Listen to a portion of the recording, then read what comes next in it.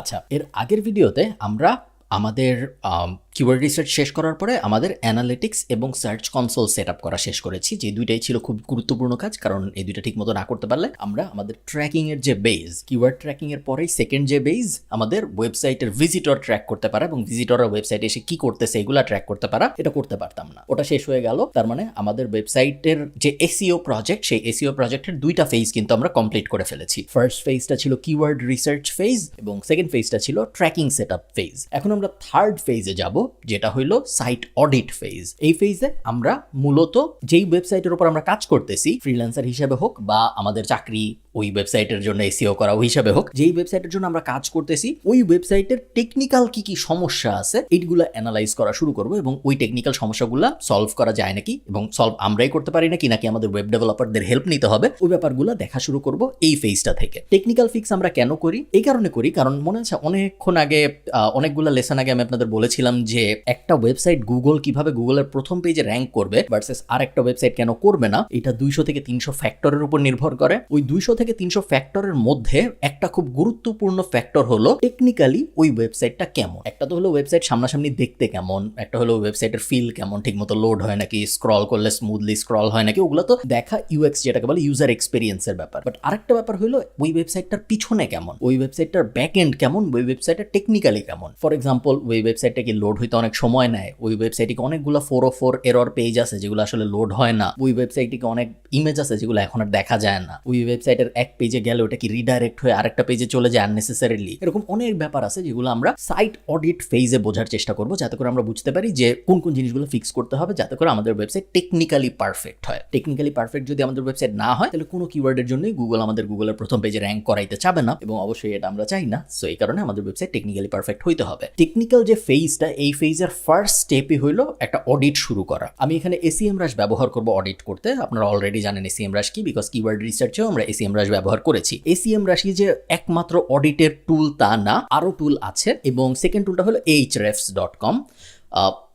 SEO ইন্ডাস্ট্রিতে বর্তমানে যখন আমি ভিডিও রেকর্ড করতেছি 2022-23 সালে এসে দুইটা টুলকে এসইও ইন্ডাস্ট্রির লিডার ধরা হয় এবং একজন এসইও এক্সপার্ট হিসেবে আপনি সবসময় এই দুইটা টুলের একটা ইউজ করবেন। একটা হলো এসইএমরাশ, যেটা এতক্ষণ পর্যন্ত আমরা ইউজ করেছি, আর একটা হলো এই টুলটা যেটা আপনি স্ক্রিনে দেখছেন ahrefs.com। অনেকে বলে ahrefs.com, অনেকে বলে ahrefs.com, আমি ahrefs.com বলি। এসইএমরাশও কিন্তু অনেকে এসইএমরাশ বলে, অনেকে সেমরাশ বলে, ডাজন্ট রিয়েলি ম্যাটার কে কি নামে ডাকে, আমি ওভাবে ডাকি। ahrefs এবং এসইএমরাশের ক্যাপাবিলিটি অনেকটা সিমিলার, দুইটাই কিওয়ার্ড রিসার্চ করতে পারে, দুইটাই সার্চ ভলিউম বলতে পারে, দুইটাই অডিট করতে পারে। বাট ahrefs একটু ভালো, অল্প একটু ভালো আমি বলবো, বাট ahrefs এর দাম আসলে আবার অনেক বেশি। সো অনেক বেশি দামের হিসেবে ahrefs আসলে অত ভালো নাকি আমার মনে হয় না ভালো। এই কারণে আমি সবাইকে রেকমেন্ড করি এসইএমরাশ ব্যবহার করতে, বাট আপনি ahrefsও ব্যবহার করতে পারেন যদি আপনি ahrefs ব্যবহার করতে চান, অথবা আপনি যে ক্লায়েন্টের জন্য কাজ করতেছেন বা আপনি যে কোম্পানির জন্য কাজ করতেছেন সে যদি আপনাকে বলে যে না তোমার ahrefsই ব্যবহার করতে হবে, তুমি এসইএমরাশ ব্যবহার করবা না, কারণ তারা হয়তো আগে থেকে ahrefs ব্যবহার করে আসছে, সব প্রজেক্টগুলো হয়তো তারা ahrefs অলরেডি সেট আপ করে ফেলছে, ওরকম যদি হয় সেক্ষেত্রে আপনি অবশ্যই ahrefs ব্যবহার করবেন। এগুলো ছাড়াও আরো টুল আছে, বাট এসইএমরাশ এবং ahrefs সবচেয়ে জনপ্রিয়। সো সাইট অডিট করার জন্য আমরা কি করব?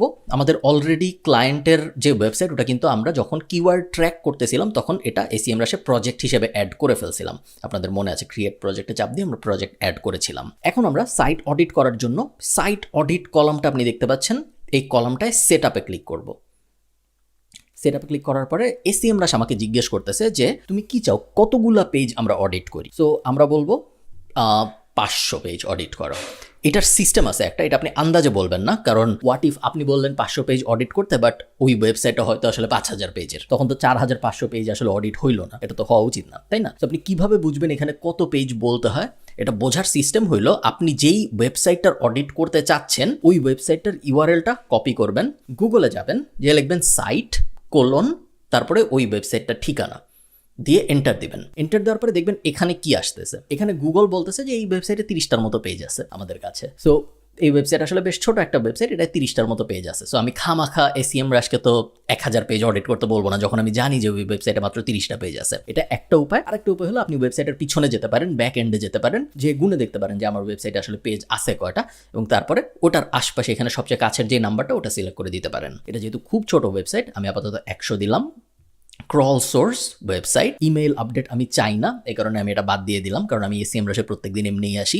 বাট আপনি যদি ইমেল চান আপনি অবশ্যই এখানে দিতে পারেন। এবং তারপরে start site audit. Site audit শেষ হইতে ঘন্টা 2 ঘন্টার মতো সময় লাগে, এবং সাইট অডিট যখন শেষ হবে তখন এসিএম রাশ আমাদের জানাবে, একটা বিশাল লিস্ট দিবে যে এই প্রবলেমগুলো আমরা পেয়েছি, এবং তারপরে আমরা ওই লিস্ট ধরে ধরে প্রবলেম ফিক্স করা শুরু করব। একজন এসইও এক্সপার্ট হিসেবে আপনার ক্যারিয়ারের একটা বড় অংশ যাবে এই টেকনিক্যাল প্রবলেম ডিল করে করে। কিওয়ার্ড রিসার্চ আপনি বুঝতেই পারতেছেন, একবার করে ফেলার পর কিন্তু আসলে কিওয়ার্ড রিসার্চ মোটামুটি অনেক দিনের জন্য শেষ। আপনি একবার যখন ওই এক্সেল ফাইলটা বানায় ফেলছেন, একবার যখন ক্লায়েন্টকে পাঠিয়ে দিয়েছেন, তারপরে যতদিন পর্যন্ত না ওই সব কিওয়ার্ড আপনি গুগলের প্রথম পেজে নিয়ে আসছেন, ততদিন পর্যন্ত আবার কিওয়ার্ড রিসার্চ করার দরকার নেই। বাট সাইটে নতুন নতুন প্রবলেম প্রত্যেক দিনই পাওয়া যায়, নতুন নতুন প্রবলেম প্রত্যেক মাসেই পাওয়া যায়। এই কারণে প্রত্যেক মাসে মিনিমাম আপনার একবার অডিট করতে হবে। কিওয়ার্ড রিসার্চ হয়তো আপনি বছরে একবার করবেন, 2 বছরে একবার করবেন। অ্যানালিটিক্স এবং সার্চ কনসোল আপনি একবার সেট আপ করার পর আর কখনোই করবেন না। বাট আমরা সাইট অডিটের ক্ষেত্রে প্রত্যেক মাসে মিনিমাম একবার করব। অনেক বড় সাইট হইলে কখনো কখনো প্রত্যেক মাসে 2বারও করা হয়। আমি নিজে আমাদের এজেন্সির ক্লায়েন্টদের জন্য প্রত্যেক মাসে একবার সাইট অডিট করি। যতগুলো ক্লায়েন্ট আছে প্রত্যেকটা ক্লায়েন্টের প্রত্যেকটা ওয়েবসাইট মাসে একবার করে অডিট হয়, এবং তারপরে অডিটের যে ইস্যুগুলো পাওয়া যায় সেগুলো আমরা ফিক্স করা শুরু করি। তো আমি এখানে অডিট হচ্ছে, আপনারা দেখতে পাচ্ছেন পেজ স্ক্রল করে যাচ্ছে এসিএম রাশ। অডিটটা শেষ হোক, পরের ভিডিওতে আমরা অডিটের রেজাল্ট কি পাওয়া গেল এবং তারপরে কিভাবে ফিক্স করতে হবে সেগুলো নিয়ে কথা বলবো।